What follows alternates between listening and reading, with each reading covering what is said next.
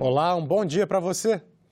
Os senadores aprovaram nesta quarta-feira uma proposta de emenda à Constituição que divide entre Câmara e Senado o tempo de tramitação das medidas provisórias. O texto segue para promulgação.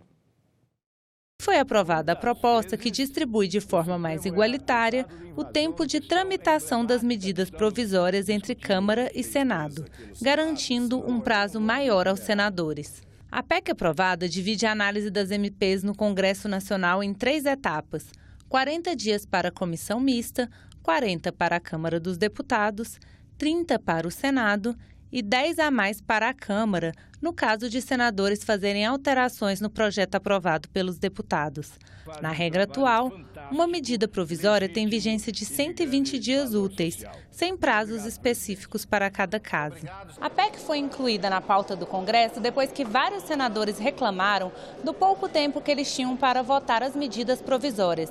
Isso porque elas estavam chegando aqui no Senado na última semana ou até no último dia do prazo para votação antes de perder a validade. Trata-se, como Vossa Excelência acaba de apregoar, de uma das matérias mais relevantes que temos aqui, na medida em que, nessa sessão legislativa, dentre outras, nós observamos uma grave preocupação desse Senado Federal em não ser mais uma casa, como se diz, meramente carimbadora, mas sim revisora das decisões que vêm da Câmara dos Deputados. Votando essa matéria no dia de hoje, essa data de hoje será histórica para o Senado, porque este tema é um anseio do Senado, eu diria, desde a instituição das medidas provisórias na Constituição de 1988.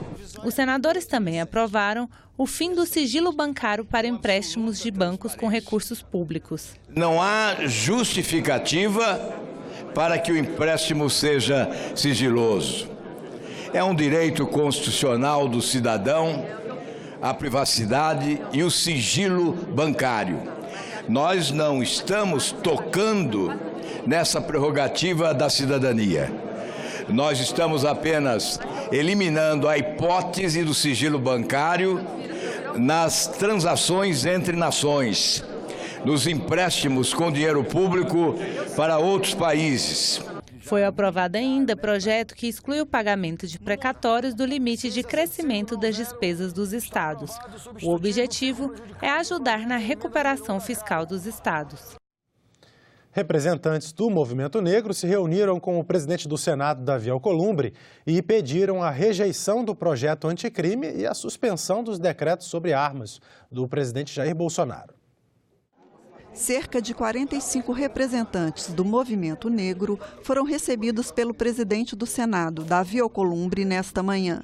Eles vieram protestar principalmente contra o projeto anticrime do ministro da Justiça, Sérgio Moro, e os decretos que regulamentam a posse e o porte de armas. Nós somos 50 organizações que estamos aqui dizendo para essa casa que nós não podemos concordar com essa licença para matar os negros no país. Então nós, militantes do Movimento Negro, unidos, nós somos a voz de 60% dessa população. Nós não podemos aceitar ou concordar com essa história de que as pessoas agora podem eliminar os negros no país. Essa casa precisa ficar do lado dos negros e é isso que nós viemos fazer aqui hoje. Que se tratam de políticas que vão ao encontro da vida do povo negro, que colocam mais ainda em risco e constroem um clima de aumento da violência no país, um país que já é extremamente violento, que já assassina um jovem negro a cada 23 minutos, que já super encarcera a população pobre, especialmente a negra. Essa regulamentação viria a piorar ainda mais esse quadro. Ao mesmo tempo, a gente vai apresentar aqui à Casa, ao Senado, uma lista com projetos de lei de garantia de direitos, de defesa de direitos e de ampliação de direitos para a população negra brasileira. O presidente Davi reafirmou alguns compromissos. Nenhuma vírgula do chamado projeto anticrime será debatido aqui no Senado sem passar pelo diálogo com juristas e principalmente por juristas negros.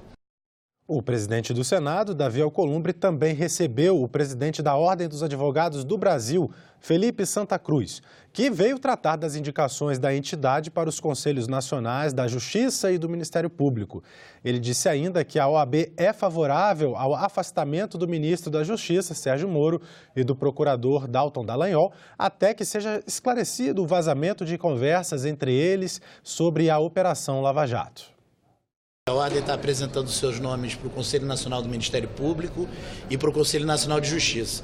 Obviamente, nesse momento que se discute o modelo, a própria atuação do Poder Judiciário e do Ministério Público no Brasil, essa indicação dos nomes da OAB ganha uma nova força, um importante papel na transparência do Poder Judiciário e do Ministério Público brasileiro. Eu vim dizer ao presidente Alcolumbre que é muito importante que essa discussão se faça nessa casa, não só na indicação dos nomes, mas no futuro também, talvez em um novo modelo de organização para o próprio CNJ, para o próprio CNMP. E ainda nessa quarta-feira, o presidente do Senado recebeu o parecer prévio do Tribunal de Contas da União sobre o último ano do mandato do ex-presidente Michel Temer.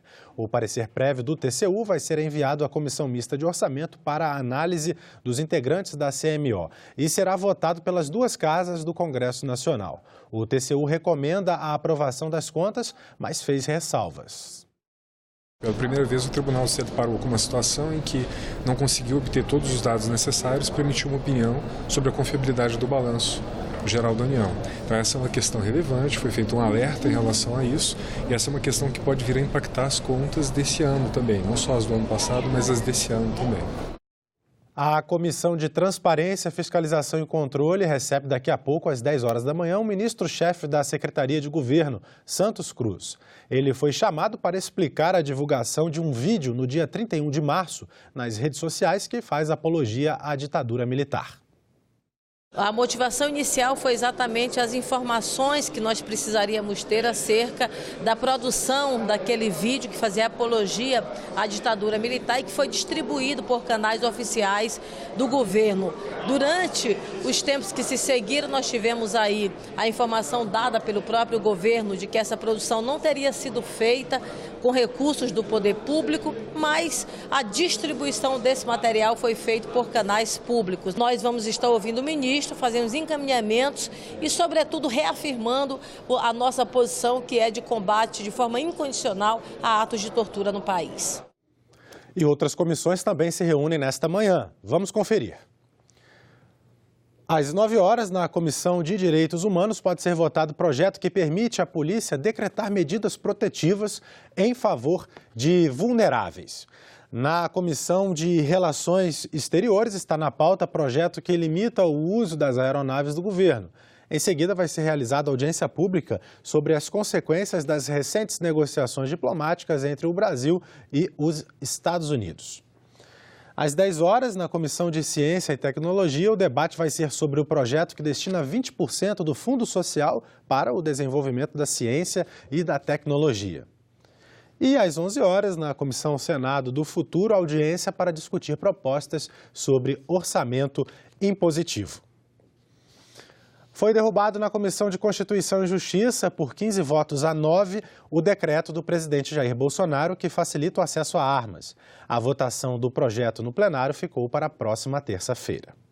Os votos em separado questionaram a constitucionalidade do decreto. Seus autores argumentaram, por exemplo, que as normas editadas pelo presidente Bolsonaro ampliaram o acesso a armas para algumas categorias não previstas no Estatuto do Desarmamento, o que seria um desrespeito à lei. Aos agentes públicos da Agência Brasileira de Inteligência, o Estatuto do Desarmamento menciona apenas os agentes operacionais e não todo e qualquer funcionário do referido órgão.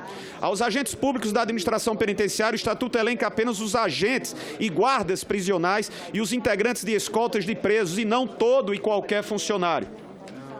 Vê-se, então, claramente que o decreto é, nesses pontos, exorbitante. O nosso relatório aponta a inconstitucionalidade ou a ilegalidade do ato do presidente da República no que se refere à liberação do porte, a ampliação, a extensão do porte e da posse de armas, porque fere frontalmente o Estatuto do Desarmamento. Decreto executivo só pode vir depois da lei, não podendo inovar na ordem jurídica. 2. Não pode contrariar a lei, deve garantir fielmente sua execução. E 3. É cabível quando existente uma atividade administrativa que executará a lei. O relator da matéria defendeu o decreto do presidente Bolsonaro. Quando a gente fala da manutenção do decreto, eu peço em nome da minha família, porque a minha irmã recentemente recebeu uma ameaça, eu acho que vocês souberam disso, uma ameaça de morte. E nessa ameaça, as pessoas disseram que iriam durante o estupro, iriam estuprá-la, esquartejá-la, iriam filmar e botar nas redes sociais. Nesse exato momento, enquanto nós estamos aqui discutindo, a minha irmã acaba de me mandar uma foto mostrando elas aplicando o teste de tiro para ter o porte dela. É a única maneira que ela está encontrando de garantir a vida dela. A segurança pública é onipresente, não tem condições de estar em todos os lugares a todos os momentos. Outros senadores também deram opinião sobre o assunto. Ele está tendo um comportamento, com todo respeito, populista e imediatista. Ele está violando o artigo 144 da Constituição Federal, quando determina que a segurança pública é direito de todos, mas é dever do Estado. Ele está transferindo a responsabilidade que é do Poder Executivo, da pacificação social, armando a população. O Brasil é recordista mundial de homicídios cometidos por arma de fogo, por causa dessa política desarmamentista e que apenas olha para o marginal como excluído da sociedade. Armar a população com esse decreto é medializar o Brasil. Significa, em outras palavras, em português claro, dizer que onde o Estado não vai, vamos dar arma à população para matar e para se proteger. Isso é um engano. Hoje, com isso aqui vai cair o decreto, né? Vai ser festa na quebrada, é festa das facções, é a liberdade total, é a certeza que o cidadão não vai poder se defender. Até que votaram a matéria e saiu o resultado. Resultado. Votaram sim, senhoras e senhores senadores, não, 15 senhoras e senhores senadores, portanto está rejeitado o relatório. Emprego para os beneficiários do Bolsa Família, câmeras de vídeo nas vans escolares e liberação do FGTS para doenças graves. Projetos aprovados na Comissão de Assuntos Sociais. O senador Paulo Paim queria a liberação do FGTS para as pessoas com doença de Parkinson ou Alzheimer, mas o relator ampliou o benefício. O projeto aprovado garante o recurso do Fundo de Garantia para o trabalhador ou dependente que tenha uma doença grave, degenerativa ou incapacitante, e em qualquer estágio. Para que a pessoa possa se beneficiar do recurso que é dela e que está no Fundo de Garantia durante a vida, para ter uma melhor condição de vida, inclusive. E as vans escolares podem ter que adotar um outro item para transporte de alunos.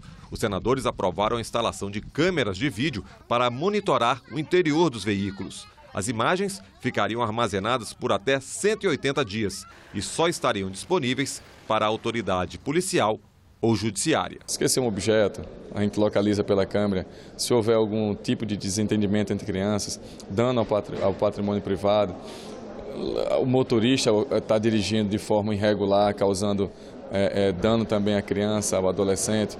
Então, tem vários aspectos isso. E outro projeto aprovado na Comissão de Assuntos Sociais pode reunir quem emprega e os beneficiários do Bolsa Família. Emprego com carteira assinada em troca de menos impostos.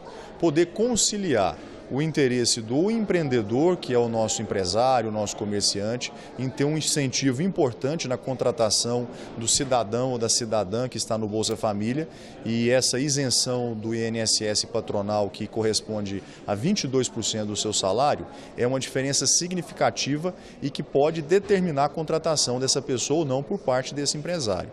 Se porventura ele sair do trabalho, ou porque foi demitido, ou porque ele quis sair por alguma razão, ele poderá retornar ao Bolsa Família normalmente. O projeto do Bolsa Família segue agora para a Comissão de Assuntos Econômicos. Já os projetos de lei das vans escolares e de saque do FGTS seguem para a Câmara dos Deputados. Outro projeto aprovado, que também segue para a Câmara, é o que altera a legislação que trata dos trabalhadores contratados ou transferidos para prestar serviços no exterior. Em sessão do Congresso Nacional, deputados e senadores autorizaram o Executivo a realizar operação de crédito no valor total de 248 bilhões e 900 milhões de reais. A autorização é considerada importante pelo governo, que alegava que já neste mês poderia faltar dinheiro para cobrir as despesas obrigatórias. A maior parte do valor corresponde a benefícios previdenciários, como pensões e aposentadorias. O presidente da Comissão Mista de Orçamento, senador Marcelo Castro, conversa sobre o assunto com a jornalista Renata de Paula. Olá! O Congresso Nacional aprovou o crédito suplementar de 248 bilhões e 900 milhões de reais para que o governo possa pagar despesas correntes. Nós vamos conversar sobre o assunto com o presidente da Comissão Mista de Orçamento, o senador Marcelo Castro, do MDB do Piauí. Seja bem-vindo, senador. Pois não, Renata. Às ordens. É um prazer estar aqui. Senador, qual a importância da aprovação desse crédito suplementar para o governo e para o país? É um crédito importantíssimo, porque se ele não fosse aprovado, ficaria o governo sem condições de realizar as despesas com o pagamento de ações tão importantes como aposentadoria e pensões do INSS, o Bolsa Família, o benefício de prestação continuada. Olha a importância disso. Quem recebe o BPC, o benefício de prestação continuada, são aquelas pessoas que têm deficiências físicas ou mentais, ou aqueles velhinhos acima de 65 anos de idade que não têm como prover o seu sustento, quer dizer, os pobres, os miseráveis. E além disso também para recursos para o Plano Safra.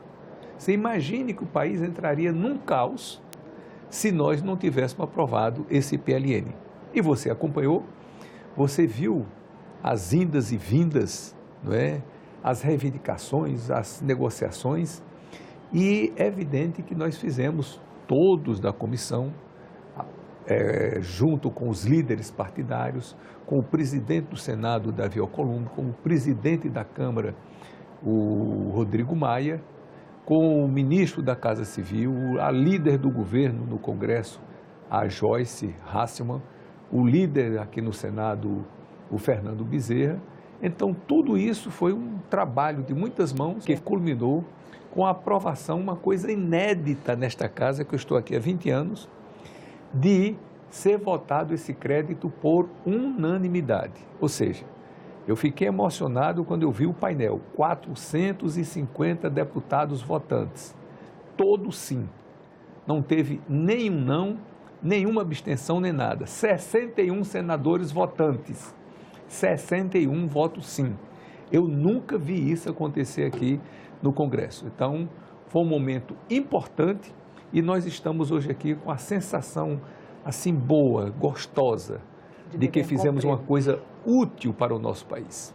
Senador, quando o senhor esteve aqui da última vez, no início de abril, o senhor disse que a votação desse crédito suplementar não deveria ser motivo de preocupação. Estava tranquilo, que ia aprovar, que ia ser rápido, que a gente... E foi assim, nos 45 do segundo tempo, né? Não chegou aí para a prorrogação, mas foi ali no prazo Exato. Final. Qual a avaliação que o senhor faz desse processo? Todos tinham a compreensão, e daí a unanimidade da votação, de que esse crédito era imprescindível, era necessário, e que jamais seria uma situação que pudesse acontecer. Inimaginável. Como é que nós iríamos justificar nos nossos estados que a pessoa que recebe o Bolsa Família não ia receber o Bolsa Família porque nós não tínhamos votado aqui no Congresso? Uma pessoa que tem uma deficiência física ia deixar de receber o seu benefício porque nós não tínhamos votado. Na reunião que eu fiz com os parlamentares, eu disse exatamente isso. Eu digo, imaginemos nós chegando nos aeroportos do nosso estado e encontrando uma fila de 50 cadeirantes, dizendo, senador, deputado, nós estamos aqui sem ter o que comer, porque vocês não votaram. Qual a justificativa de não votar? Então, eu sempre acreditei que a importância desse PLN era tão grande que nenhum parlamentar teria coragem de votar contra. Agora, É evidente que tudo isso teve que negociações, reivindicações e coisas absolutamente republicanas e necessárias. Então, houve uma reivindicação, né, de vários líderes, inclusive da oposição, que fosse liberado o recurso de 1 bilhão para as universidades, que fosse liberado os recursos que foram contingenciados da educação, né? Que tinham sido contingenciados da educação. E o governo se comprometeu a liberar esse descontingenciar. Recursos de 1 bilhão de reais por Minha Casa Minha Vida.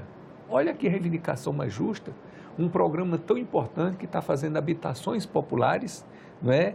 Está paralisado e agora vai ter 1 bilhão de reais, 550 milhões de reais para dar continuidade às obras de transposição do Rio São Francisco, obra tão importante para levar água para o Nordeste.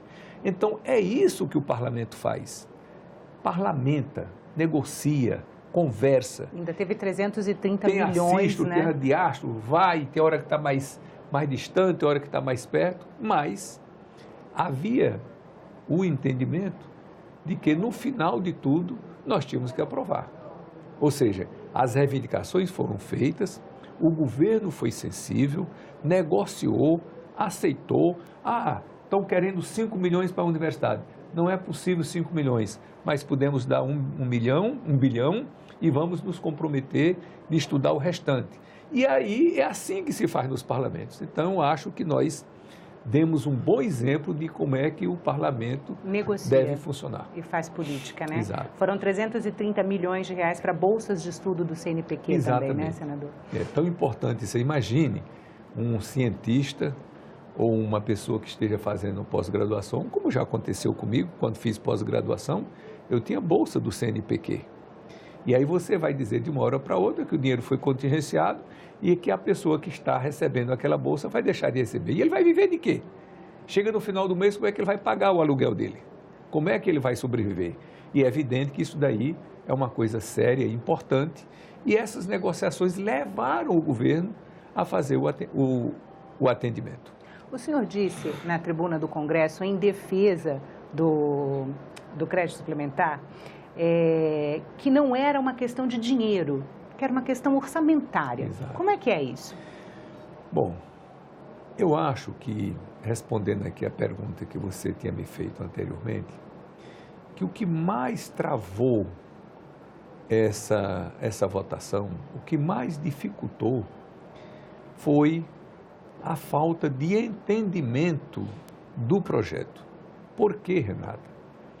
Porque foi a primeira vez na história do Brasil, depois do advento da Constituição de 88, que nós quebramos a assim chamada regra de ouro. Que regra de ouro é essa? A nossa Constituição, no seu artigo 167, diz o seguinte, que o país só pode se endividar, só pode contrair dívidas para fazer frente a despesas de capital, ou seja, a investimento. Que o país não pode fazer dívidas para bancar despesas correntes. E a aposentadoria do INSS, pensão do INSS, Bolsa Família, benefício de prestação continuada, são despesas correntes, são despesas de custeio e não de investimento. Então, pela primeira vez, nós estamos quebrando essa regra. Então, é uma coisa muito grave. Esse artigo da Constituição, ele é educativo, ele é pedagógico. O que é que ele quer dizer? É o que a gente faz na prática. Eu vou ao banco, alguém vai ao banco, quer empreender, toma um dinheiro emprestado do banco para quê? Para fazer uma atividade produtiva, que aquela atividade vai gerar riqueza, vai gerar um lucro e com este lucro ele vai e paga o banco. Não é aconselhável você ir ao banco para fazer despesas pessoais, para pagar o aluguel da sua casa, para pagar a conta de luz, para pagar a conta de saúde, ou para você fazer uma festa. Por quê? Porque aquilo ali não vai gerar riqueza para você pagar o banco. Então é isso que a Constituição quer, ou seja, que o país só possa se endividar para fazer face à despesa de capital e não despesa corrente. E aí teve uma grande dificuldade, que foi isso que atrapalhou, que é a distinção que a gente tem que fazer do que é o orçamento e do que é o financeiro. Ou seja, o que é o orçamentário e o que é o financeiro. Porque o governo pediu de orçamento 248,9. Mas isso não quer dizer que o governo vá captar no mercado 248,9 bilhões, não. Mas mesmo que o governo tivesse o dinheiro, que não precisasse captar no mercado, ele não poderia pagar essas despesas. Por quê? Porque não tinha previsão orçamentária. Então, ele só pode pagar se tiver uma autorização legislativa. Qualquer despesa que o governo venha fazer, ele só pode fazer se tiver autorizado pelo Congresso Nacional. E o orçamento nosso que nós temos esse ano, que foi feito ano passado, ele veio faltando 248,9 bilhões de reais. Então, nós teríamos que autorizar o governo, de dar ao governo esse crédito de 248,9 bilhões, para quê? Para o orçamento ficar zerado, porque ele veio faltando essa parte. Então, por exemplo, o BPC das pessoas deficientes teve orçamento, foi pago janeiro, fevereiro, março, abril, maio. Junho, já não teria dinheiro para pagar, quer dizer, já não teria orçamento para pagar. Porque mesmo que o governo esteja com dinheiro, ele não pode gastar se não tiver autorização legislativa. Fazendo aqui uma explicação bem simples. O prefeito vai comprar um carro. Esse carro custa 100 mil reais. O prefeito está com dinheiro no cofre. Mas ele só tem autorização dos vereadores, autorização legislativa de 50 mil. Ah, mas eu tenho dinheiro, vou comprar o carro. Não, não pode. Ele só pode comprar se mandar um projeto de lei para a Câmara de Vereadores, e a Câmara autorizar mais 50. Quer dizer, aqui não entra dinheiro nenhum, que o dinheiro o prefeito já tem, mas precisa autorização legislativa para poder concretizar o ato. Senador, e por que essa despesa não estava contemplada no orçamento de 2019? Por causa dos déficits crescentes que o Brasil está tendo. Nós estamos numa situação fiscal ridícula. Nunca o Brasil, ao longo de toda a sua história, se encontrou numa situação financeira de desequilíbrio fiscal tão grave quanto nós estamos agora. Nós tivemos déficit primário, ou seja, as despesas maiores do que as receitas em 2014, 2015, 2016, 2017, 2018 e agora 2019. É o 6º ano consecutivo que nós estamos gastando mais do que arrecadamos. Conclusão, nós temos uma dívida astronômica de mais de 5 trilhões de reais. Pagamos mais de 400 bilhões de reais de juros por ano. O que é pior, não pagamos, só estamos rolando. Então, nem estamos pagando as dívidas, os juros, nem estamos amortizando a dívida e, o que é mais grave, ainda estamos fazendo mais dívidas. Então, significa que a dívida brasileira está crescendo numa progressão geométrica. Daí um outro problema que nós podemos tratar posteriormente, noutra oportunidade, que é a questão da reforma da Previdência, que está crescendo o déficit a todo ano. Então, se nós não tivermos uma providência rápida para estancar essas dívidas que nós estamos fazendo, vai chegar um ponto que o Brasil vai ficar insolvente. E não é a primeira vez que isso ocorre na história da humanidade. E aí nós temos que agir com toda a responsabilidade, saber que temos que ter esse entendimento para tirar o país desse buraco que nós estamos vivendo no momento. Senador, muito obrigada pela entrevista. Ficamos por aqui. Você pode rever as reportagens desta edição na nossa página na internet, senado.leg.br/tv. Muito obrigado pela sua companhia e continue sintonizado aqui na TV Senado.